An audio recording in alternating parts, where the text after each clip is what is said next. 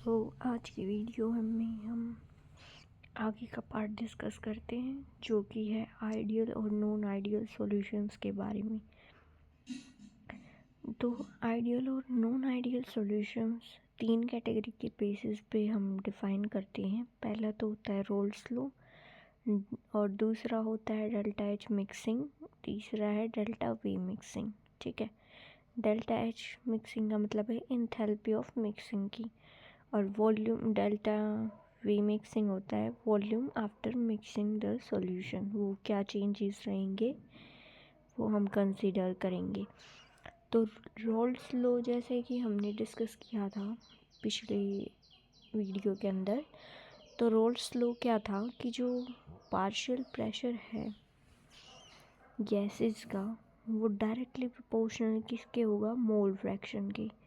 ठीक है, अब उसको रिमूव करने के लिए इक्वल टू का साइन लगाया था, तो हमने कांस्टेंट रखा था P01, और P01 को हम बोल रहे थे कि ये पार्शियल प्रेशर कांस्टेंट है। ठीक है, और हेनरी लॉ भी यही बोल रहा था, और हेनरी लॉ और रोल्स लॉ में यही चीज़ कॉमन थी कि दोनों बोल रहे थे कि जो पार्शियल प्रेशर है वो डायरेक्टली प्रोपोर्शनल होगा मोल फ्रैक्शन के। तो डिफरेंस कहाँ था, डिफरेंस था एक तो हेनरी लॉ का कांस्टेंट था KH और रोल्स लॉ का कांस्टेंट था P01। तो बस डिफरेंस यही था कि उन्होंने जो कांस्टेंट्स मानने थे ना उनकी वैल्यू अलग अलग थी, एक ने KH माना था और एक ने P01 माना था। ठीक है, अब हम देखेंगे कि आइडियल सॉल्यूशंस क्या होते हैं। देखो, जो आइडियल सॉल्यूशंस होते हैं ना वो ओबे करते हैं रोल्स लॉ को। आप रोल्स लॉ को ओबे करेंगे, इसका मतलब ये है कि जो पार्शियल प्रेशर होगा गैस का वो डायरेक्टली प्रोपोर्शनल होगा किसके, मोल फ्रैक्शन के। ठीक है, over the entire range of concentration are known as ideal solution. मतलब वो सॉल्यूशन जो रोल्स लॉ को फॉलो करेंगे एंटायर रेंज ऑफ कंसंट्रेशन, मतलब कंसंट्रेशन के एंटायर रेंज में, उसे हम बोलेंगे आइडियल सॉल्यूशन। अब ideal solution have two important properties, मतलब इनकी दो इम्पॉर्टेंट प्रॉपर्टीज़ होंगी। एक तो कि जो एंथैल्पी ऑफ मिक्सिंग है प्योर कंपोनेंट का, जिससे एक सॉल्यूशन फॉर्म होगा वो क्या होगा, ज़ीरो, और जो वॉल्यूम ऑफ मिक्सिंग है वो भी ज़ीरो होगा, मतलब delta H mix zero, delta we mix zero. ये मोस्ट इम्पॉर्टेंट क्वेश्चन है। एक तो आइडियल सॉल्यूशन के बारे में ये पूछा जाता है, जैसे कि ऑप्शंस में दे देंगे आपको, which of the following condition satisfies the ideal solution. Okay, और फिर आंसर में लिख देंगे option number A delta H mixing equal to zero, delta V mixing not equal to zero, do not follow Raoult's law और none of these. So we will select delta H mixing होगा वो equal to zero. तो basically 3 points learn करने हैं कि जो ideal solution Raoult's law को follow करेगा, डेल्टा एच मिक्सिंग ज़ीरो होगा और डेल्टा वी मिक्सिंग ज़ीरो। मतलब ना तो वॉल्यूम में चेंज होगा ना एंथैल्पी में चेंज होगा, वो सेम रहेंगी। अब इसकी पूरी एक्सप्लेनेशन है पैराग्राफ के अंदर, तो वो देखते हैं। It means that no heat is absorbed और evolve when the components are mixed. मतलब मान लीजिए आप दो कंपोनेंट ले रहे हैं, उनको आप ऐड कर रहे हैं, जैसे सोल्यूट और सॉल्वेंट ले लिया, कोई भी ले लो, तो उनको हमने ऐड किया ना तो हीट एब्जॉर्ब होनी चाहिए सिस्टम के अंदर, ना ही कोई हीट इवोल्व होनी चाहिए। जैसे कुछ उसके अंदर होता है ना, जब एसिड के अंदर हम पानी डाल देते हैं तो क्या होता है, हीट रिलीज़ होती है, बीकर गर्म हो जाता है। तो वो कंडीशंस नहीं होनी चाहिए इसमें, ना तो हीट एब्जॉर्ब हो और ना ही हीट इवोल्व हो। ठीक है, पहली कंडीशन होगी क्लियर। सेकंड है कि जो वॉल्यूम ऑफ मिक्सिंग है वो सेम रहना चाहिए, कि जो वॉल्यूम ऑफ सॉल्यूशन है वो इक्वल होना चाहिए sum of volume of two components. मतलब एक बीकर में एक कंपोनेंट लिया, दूसरे में दूसरा लिया, उसका जो सम होगा ना, मतलब जैसे एक में 100 ml ले लिया, दूसरे में 100 ml ले लिया, वो 200 ml हो गया टोटल। मतलब जो रिएक्टेंट मॉलिक्यूल्स है उन्हें ऐड करेंगे ना, तो टोटल क्या होना चाहिए, 200 ही होना चाहिए, उससे ज़्यादा वॉल्यूम नहीं होनी चाहिए ना उससे कम। तो वॉल्यूम भी क्या होना चाहिए, कांस्टेंट होना चाहिए, चेंज वॉल्यूम का बिफोर द रिएक्शन और आफ्टर द रिएक्शन। अब ideal behavior of solution can be explained by considering two components A and B। मतलब हम एक एग्जाम्पल लेंगे जिससे हमें पता चलेगा कि कंपोनेंट कि ये जो आइडियल सॉल्यूशन है इसका बिहेवियर वो कैसे एक्सप्लेन हो सकता है। तो इसके लिए हम क्या कंसीडर करेंगे, दो कंपोनेंट्स कंसीडर करेंगे, कंपोनेंट 1 और कंपोनेंट 2। अब प्योर कंपोनेंट है उसके अंदर क्या होगा, जो इंटरमोलिकुलर अट्रैक्टिव इंट्रैक्शंस होंगी ना वो दो टाइप की होंगी, एक तो ए, अब ए और दूसरा बी। अब आप सोचोगे ये ए बी क्या चीज़ है। देखो हमारे सॉल्यूशन के अंदर क्या होता है, एक तो सोल्यूट होता है और एक सॉल्वेंट होता है ना। इन्होंने क्या कर रखा है कि सोल्यूट अलग ले लिया, सॉल्वेंट अलग ले लिया। पहले तो अलग अलग लेंगे ना और फिर बाद में उनको मिक्स करेंगे, फिर सॉल्यूशन बन जाएगा। तो सोल्यूट के पार्टिकल्स कैसे हैं, एक जैसे हैं, तो एक जैसा नेचर होगा तो वो एक दूसरे के साथ बॉन्डिंग करेंगे।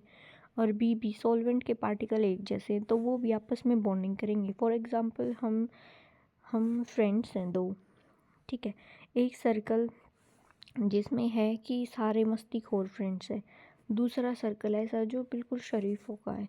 तो क्या होगा, हमारी अगर हम मस्तीखोर हैं तो हमारी किन के साथ बनेगी, जो मस्तीखोर होंगे उनके साथ। और अगर हम सिंपल हैं मतलब शांत रहना पसंद करते तो हमारी किसके साथ बनेगी, जो शांत रहना पसंद करेगा। ऐसे दो टाइप के हैं, ठीक है। अब क्या होगा, ए और बी मतलब जो सोल्यूट था अलग से और सॉल्वेंट अलग से ले रखा था हमने। जैसे मान लो चीनी ले रखी है सोल्यूट और पानी ले रखा है सॉल्वेंट, तो ये चीनी का आपस में अलग इंट्रैक्शन होगा, पानी का आपस में अलग इंट्रैक्शन होगा, क्योंकि वाटर के अंदर एच बॉन्डिंग होती है। ये सिर्फ एग्जांपल है, वैसे दिखा रही हूँ मैं। अब दोनों को क्या कर दिया हमने, मिक्स कर दिया, तो एक सॉल्यूशन बन गया चीनी और पानी का घोल के। तो अब क्या होगा, वो बाइनरी सॉल्यूशन होगा। बाइनरी क्यों, क्योंकि पहले ए अलग था बी अलग था। अब क्या होगा, जो ए सोल्यूट के पार्टिकल है ना वो सोलवेंट के पार्टिकल से भी इंट्रैक्शन शो करेंगे, जिसकी वजह से क्या होगा, ए बी इंट्रैक्शन फॉर्म हो जाएंगी। अब इसने बोल रखा है आइडियल सॉल्यूशन ने ये कहा है कि जो जितने भी इंटरमोलिकुलर अट्रैक्टिव फोर्स ए के बीच में और बी के बीच में थी ना उसी के बराबर होनी चाहिए। इंटरमोलिकुलर अट्रैक्टिव फोर्स किसके बीच में, अगर ए और बी दोनों का सेम मॉलिक्यूल बनेगा तो this lead to the formation of ideal solution. और इससे क्या बनेगा, आइडियल सॉल्यूशन का फॉर्मेशन हो जाएगा। A perfectly ideal solution is rare, but some solutions are nearly ideal in the behavior। मतलब परफेक्ट आइडियल सॉल्यूशन बनाना तो बहुत रेयर है, लेकिन उसके आसपास तक के सॉल्यूशन को के बिहेवियर्स को हम कह सकते हैं कि वो आइडियल सॉल्यूशन है। अब इसके एग्जांपल्स मेन है, जैसे कि एनहेक्सेन और एनहेप्टेन, ये क्या है, आइडियल सॉल्यूशन। क्योंकि एनहेक्सेन का मतलब है नॉर्मल 6 कार्बन एटम जो सिंगल बॉन्ड से आपस में अटैच्ड है और इसके ऊपर हाइड्रोजन है, ठीक है, CH3 CH2 ऐसे करके 6 कार्बन अटैच है। और एनहेप्टेन क्या होगा, इसमें 7 कार्बन अटैच है। तो इनके अंदर आपस में क्या होगी, दोनों सेम टाइप के हैं, सिर्फ कार्बन कार्बन है, तो इनकी जो इंटरेक्शन होगी ना आपस में तो वो इक्वल हो जाएगी। एनहेक्सेन की जितनी है एनहेप्टेन की जितनी है, और फिर सॉल्यूशन में जाके एनहेक्सेन और एनहेप्टेन की जितनी होगी वो इक्वल होगी ऑलमोस्ट, ठीक है। अगला एग्जाम्पल है ब्रोमोइथीन और क्लोरोइथीन। अब ब्रोमोइथेन के अंदर ब्रोमो भी इलेक्ट्रोनेगेटिव एलिमेंट है और क्लोरो भी इलेक्ट्रोनेगेटिव है। तो इनकी जितनी आपस में इंट्रैक्शन होगी ना उतनी सॉल्यूशन में जब डालेंगे तो ब्रोमोइथेन और क्लोरोइथेन की भी इंट्रैक्शन सेम होगी। तीसरा एग्जाम्पल है बेंजीन और टोलुइन, और सेम ये इसी टाइप से ये होगा। अब नेक्स्ट है नॉन आइडियल सॉल्यूशन। तो जो नॉन आइडियल सॉल्यूशन है वो क्या होंगे कि वो रोल्स लॉ को फॉलो नहीं करेंगे। रोल्स लॉ को फॉलो नहीं करेंगे तो उसे नॉन आइडियल सॉल्यूशन बोलेंगे। अब जो वेपर प्रेशर है इस टाइप के सॉल्यूशन का वो या तो हाई हो सकता है या फिर लो हो सकता है, that predicted by the roles law. मतलब रोल्स लॉ ने बोला था नहीं कि डायरेक्टली प्रोपोर्शनल होना चाहिए, ऐसा कुछ नहीं है। जो वेपर प्रेशर है वो हाई भी हो सकता है और लो भी हो सकता है प्रेडिक्शन से।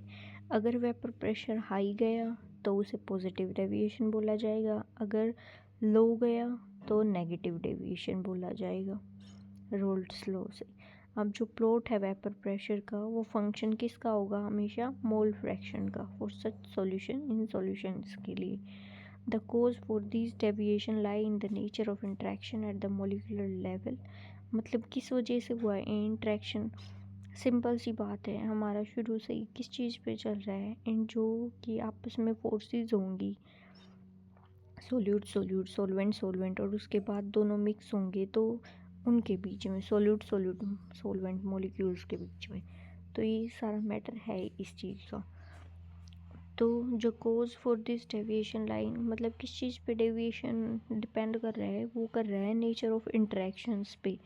In the case of positive deviation, मतलब पॉजिटिव डेविएशन में क्या होगा, जो ए बी की इंटरेक्शन है ना वो कम होंगे, किससे, ए और बी से, ठीक है। इन दिस केस, इस केस के अंदर क्या होगा, जो इंटरमोलिकुलर अट्रैक्टिव फोर्सेस हैं सोल्यूट सॉल्वेंट मॉलिक्यूल की, वो वीक होंगी, किससे, सोल्यूट सोल्यूट से और सॉल्वेंट सॉल्वेंट से। This means that in such solution molecule of A और B will find it easy to escape then in pure state. मतलब अब इंटरेक्शन कम होगी तो क्या होगा, जो सॉल्यूशन के अंदर मॉलिक्यूल्स हैं ए के या बी के, वो क्या करेंगे, इजीली अपनी प्योर स्टेट से मतलब एस्केप कर जाएंगे ना। क्योंकि प्योर स्टेट के अंदर क्या था, जैसे एक तो आपको किसी ने पकड़ के रखा हो, एक आप फ्री हो बिल्कुल, तो क्या होगा, फ्री होगे तो इजीली मूव कर पाओगे, और पकड़ रखा है तो इजीली मूव नहीं कर पाओगे। तो सेम यही है, जो सोल्यूट थे वो आपस में पकड़े हुए थे कि ना तो खुद इवापोरेट हो रहे थे ना दूसरे मॉलिक्यूल को होने दे रहे थे। लेकिन अब क्या हो गया, ए बी मिक्स हो गया, और ए बी मिक्स होने के बाद ए बी की जो बीच में अट्रैक्टिव फोर्सेस है ना वो कम होगी, इतना ना तो ए को बी से मतलब ना बी को ए से मतलब, तो वो क्या है, थोड़े से दूर दूर है। तो इसकी वजह से क्या होगा, जो ए या फिर बी है वो इजीली वेपर की फॉर्म में निकल जाते हैं, ठीक है। तो इसकी वजह से क्या होगा, वेपर प्रेशर इंक्रीज़ हो जाएगा। वेपर प्रेशर है ही क्या, जब कोई एक सॉल्यूशन के अंदर जब हम हीट करेंगे या फिर वैसे भी एक एक वो सोल्यूट या फिर सॉल्वेंट का पार्टिकल जो भी इजीली मूव कर सकता है वो वेपर स्टेट में चला जाए, उसी तो वेपर प्रेशर बोलते हैं। अब जैसे इसके अंदर क्या था, पॉजिटिव डेविएशन था, तो ये इसका ग्राफ रहा। देखो जो ये ग्रीन लाइन है ना, इससे डिनोट हो रखा है कि जो रोल्स लॉ ने दिया था ना वो वेपर प्रेशर, और जो ये ब्लू लाइन ए वाले ग्राफ को देखो, अभी ये पॉजिटिव के लिए है। अब जो ब्लू लाइन है ना वो क्या होगा, जो ये P1 है ये प्रेशर है x1 का, और P2 प्रेशर है x2 का, ठीक है। और जो ये ऊपर है ये वेपर प्रेशर है सॉल्यूशन का, मतलब एक सॉल्यूट का है एक सॉल्वेंट का, और ऊपर दोनों का मिक्सअप, सॉल्यूट प्लस सॉल्वेंट जब सॉल्यूशन बन जाएगा तो उसका। अब सॉल्यूशन के अंदर ज़्यादा पार्टिकल्स वेपर स्टेट में जा रहे हैं तो इसकी वजह से क्या होगा, वेपर प्रेशर इंक्रीज़ हो जाएगा। तो ये हो गया अपना पॉजिटिव डेविएशन। अब इसके मिक्सचर एग्जाम्पल देख लो, जैसे कि एग्जाम्पल है इथेनॉल और एसीटोन। इथेनॉल और एसीटोन का एग्जाम्पल देख लो। इथेनॉल क्या होगा, CH3CH2OH, और एसीटोन क्या होगा, CH3COCH3। अब ये इसी बिहेवियर को शो करते हैं रोल्स लॉ के पॉजिटिव डेविएशन को। कैसे, जब प्योर इथेनॉल था तो जो मॉलिक्यूल्स थे उसके अंदर, अब अल्कोहल्स के अंदर क्या होती है, हाइड्रोजन बॉन्डिंग, तो इथेनॉल भी एक हाइड्रोजन बॉन्डिंग शो करेगा ना। अब हम एसीटोन को डाल रहे हैं उसके अंदर, its molecule get in between the host molecule and break some of H bonding between them। अब इथेनॉल क्या था, वो तो आराम से अपना हाथ पकड़ के चल रहा था दूसरे उसके साथ हाइड्रोजन बॉन्डिंग करके। अब ये एसीटोन आया और इसने क्या किया, आपस में इथेनॉल की दोस्ती तोड़वा दी, मतलब उनके बीच में आके घुस गया। तो इससे क्या हुआ, कि जो H हाइड्रोजन बॉन्डिंग थी इथेनॉल इथेनॉल की, वो टूट गई, आपस में ब्रेक हो गई, और इसकी वीकनिंग की वजह से क्या हो गया, वेपर प्रेशर इंक्रीज हो गया सॉल्यूशन का। क्योंकि पहले जो इथेनॉल मॉलिक्यूल्स वेपर में नहीं कन्वर्ट हो पा रहे थे, अब उनकी एच बॉन्डिंग टूटने की वजह से वो इजीली वेपर के अंदर कन्वर्ट हो जा रहे हैं। तो इसी को हम क्या बोलेंगे, positive deviation from roles law. Positive deviation क्यों, क्योंकि वो ज़्यादा वेपर में कन्वर्ट हो रहा है और वेपर प्रेशर क्या हो गया, इंक्रीज हो गया है। अब दूसरा example, in a solution formed by adding carbon disulphide, मतलब दूसरा सॉल्यूशन लेते हैं हम जिसके अंदर क्या होगा, CH2 कार्बन डाइसल्फाइड ऐड करेंगे एसीटोन के ऊपर, ठीक है। तो जो डाइपोलर इंट्रैक्शंस हैं सॉल्यूट सॉल्वेंट मॉलिक्यूल्स की, वो वीक होंगी किसके रिस्पेक्ट में, जो सॉल्यूट सॉल्यूट और सॉल्वेंट सॉल्वेंट मॉलिक्यूल्स के बीच में थी। अब यही क्या होगा, पॉजिटिव डेविएशन, जो मैंने अभी आपको एक्सप्लेन किया है। और नेगेटिव डेविएशन क्या है, रोल्स लॉ से ये इसका अपोजिट है बिल्कुल। मतलब इसमें क्या होगा, जो सॉल्यूट पार्टिकल्स के थे सॉल्वेंट पार्टिकल्स से, उनमें इतनी इंट्रैक्शन नहीं थी, लेकिन जैसे ही वो सॉल्यूशन के फॉर्म में हुए ना, मतलब AB इंट्रैक्शन शुरू हुई, तो क्या हो गया, उनके बीच में फोर्स ऑफ अट्रैक्शन फॉर्म हो गई। तो अगर फोर्स ऑफ अट्रैक्शन हो गई तो क्या, वेपर प्रेशर में इजीली कन्वर्ट नहीं हो पाई, और वेपर प्रेशर ज़्यादा नहीं बन पाया, इसलिए उसे बोलते हैं हम negative deviation from the roles law, ठीक है। तो इसका ये सिंपल एग्जाम्पल दे रखा है, मेन कंसेप्ट मैंने आपको बता दिया। तो इसका एग्जाम्पल देख लीजिए, मतलब और अब ये इंक्रीज़ कैसे होगा, मोस्टली है ना, जो मॉलिक्यूल्स है उसमें कोवलेंट बॉन्डिंग होगी, या फिर इलेक्ट्रोस्टैटिक अट्रैक्शन होंगे, या फिर हाइड्रोजन बॉन्डिंग रीज़न होगा।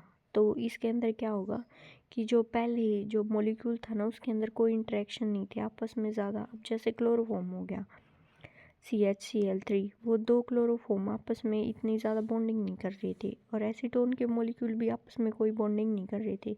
लेकिन जैसे ही हमने एसीटोन और क्लोरोफॉर्म के मिक्स को आपस में मिलाया और सॉल्यूशन फॉर्म किया, तो क्या हुआ, नेगेटिव डेविएशन आया। वो किस वजह से, क्योंकि एसीटोन और क्लोरोफॉर्म ने आपस में हाइड्रोजन बॉन्डिंग बना ली। अब कोई आपको पकड़ के रखेगा तो आप जल्दी थोड़ी ना भाग पाओगे।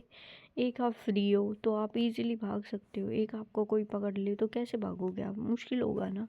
तो सेम इसी केस में है। अब इसने एसीटोन ने हाइड्रोजन बॉन्डिंग बना ली क्लोरोफॉर्म के साथ, इसे पकड़ लिया, तो वो वेपर फेज में इजीली नहीं जा पाएगा, वेपर ही कम बनेंगे, तो वेपर प्रेशर कम हो जाएगा, और यही होता है negative deviation from roles law. बस इतना सा था।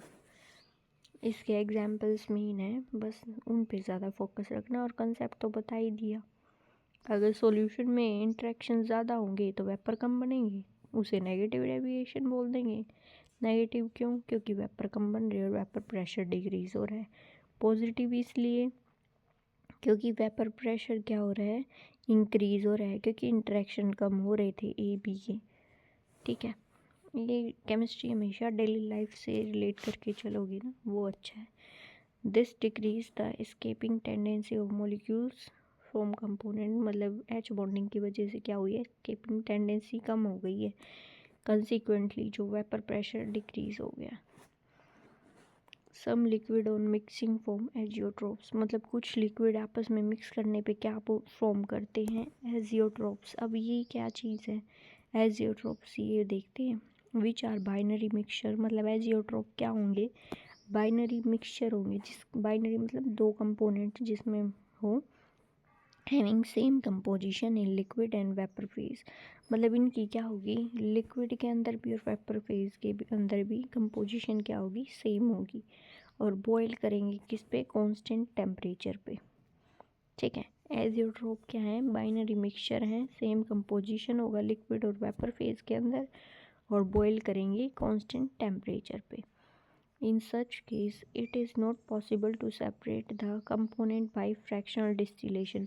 अब इनके boiling point सेम है ना, तो क्या होगा, इसे फ्रैक्शनल डिस्टिलेशन से हम सेपरेट नहीं कर सकते। There are 2 types of azeotrope. अब 2 टाइप के एजियोट्रॉप होते हैं, एक तो मिनिमम बॉइलिंग एजियोट्रॉप और एक मैक्सिमम बॉइलिंग एजियोट्रॉप। जो solution which show a large positive deviation, मतलब जिससे ज़्यादा पॉजिटिव डेविएशन आता है ना रॉल्स लॉ से, वो क्या करेगा, वो मिनिमम बॉइलिंग एजियोट्रॉप बनाएगा एक स्पेसिफिक कंपोजिशन के अंदर। जैसे कि एग्जाम्पल दे रखा है इथेनॉल वाटर मिक्सचर, मतलब इथेनॉल और पानी का mixture obtain bye fermentation of sugar. मतलब हम शुगर की फर्मेंटेशन करेंगे तो क्या होगा, एक कुछ इथेनॉल फॉर्म हो गया होगा और कुछ वाटर रह गया होगा। अगर हम फ्रैक्शनल डिस्टिलेशन करेंगे gives a solution containing approx 95% by volume of ethanol. मतलब अगर हम इसका फ्रैक्शनल डिस्टिलेशन करेंगे ना तो क्या मिलता है हमें, अप्रोक्स 95% वॉल्यूम, क्योंकि इथेनॉल क्या होगा लिक्विड फॉर्म में, तो वॉल्यूम मिलेगी 95% बाय वॉल्यूम इथेनॉल की। Once this composition known as, मतलब इस कंपोजिशन को क्या बोला गया, एजियोट्रॉप कंपोजिशन, ठीक है, हैज़ बीन अचीव्ड। मतलब एजियोट्रॉपिक कंपोजिशन अचीव हो चुका था। जो लिक्विड और वेपर है उनकी सेम कंपोजिशन थी, तो इसलिए अब इन्हें फर्दर सेपरेट नहीं किया जा सकता था। The solution that show large negative deviation from Rolle's law form maximum boiling azeotrope at specific composition। अब कुछ ऐसे भी थे जिन्होंने लार्ज नेगेटिव डेविएशन शो किया था रोल्स लॉ से, उन्होंने क्या बनाया था, मैक्सिमम बॉइलिंग एजियोट्रॉप बनाया था स्पेसिफिक कंपोजिशन पे। इसका एग्जांपल है नाइट्रिक एसिड और वाटर, ठीक है। This azeotrope has approximately composition, मतलब इस एजियोट्रॉप का अप्रोक्सीमेटली क्या कंपोजिशन था, 68% नाइट्रिक एसिड था और 32% क्या था, water by mass, with a boiling point of 93.5 kelvin. ये इसका बॉइलिंग पॉइंट था, ठीक है। इसका एक एग्जांपल कर लेना कि जिसने ज़्यादा पॉजिटिव डेविएशन दिखाया था वो तो मिनिमम बॉइलिंग एजियोट्रॉप बनाएगा, नेगेटिव लार्ज डेविएशन दिखाया रोल्स लॉ से वो मैक्सिमम बॉइलिंग एजियोट्रॉप। और इसका एक एग्जांपल है बस, इससे ज़्यादा कुछ नहीं। बाकी मैंने समझा दिया, आई होप आपको समझ में आया। कुछ ना समझ में आया हो तो देख लेना। अब ये बी वाला ग्राफ था ना, इसमें ये दिखा रखा है कि जो ग्रीन लाइन है वो तो वो वेपर प्रेशर है जो रोल्स लॉ ने बताया था, लेकिन जो ब्लू लाइन है जो ये पर्पलिश है ये शो कर रही थी कि जो वेपर प्रेशर है वो डिक्रीज़ हो गया है, कि पहले ज़्यादा था लेकिन अब कम है, जितना रोल्स लॉ ने बताया था उसके कंपैरिजन में कम है। तो आइडियल और नॉन आइडियल सॉल्यूशन का कंसेप्ट क्लियर, एक बार दोबारा से रिवाइज कर लेते हैं। आइडियल सॉल्यूशन वो होंगे जो रोल्स लॉ को फॉलो करेंगे। Delta H mixing enthalpy mixing क्या होगी, ज़ीरो, मतलब ना तो हीट एब्जॉर्ब होगी ना गेन होगी। तीसरा वॉल्यूम मिक्सिंग क्या होगा, ज़ीरो, ना तो वॉल्यूम, मतलब वॉल्यूम का चेंज होगा वो ज़्यादा या कम नहीं हो सकता, बिल्कुल सेम होगा, ठीक है। अब है और इसके example N hexane, N heptane, bromoethane, chloroethane, benzene और टॉल्वेन, 3 एग्जांपल। अब है non ideal solution. Non ideal solution में क्या थे, 2 केस थे, एक पॉजिटिव डेविएशन एक नेगेटिव। पॉजिटिव इसलिए था क्योंकि वेपर ज़्यादा बन रहे थे, वेपर ज़्यादा कब बनेंगे, जब ए बी का इंटरेक्शन कम होगा। और नेगेटिव डेविएशन क्या था, नेगेटिव डेविएशन वो था जिसमें वेपर क्या बन रहे थे,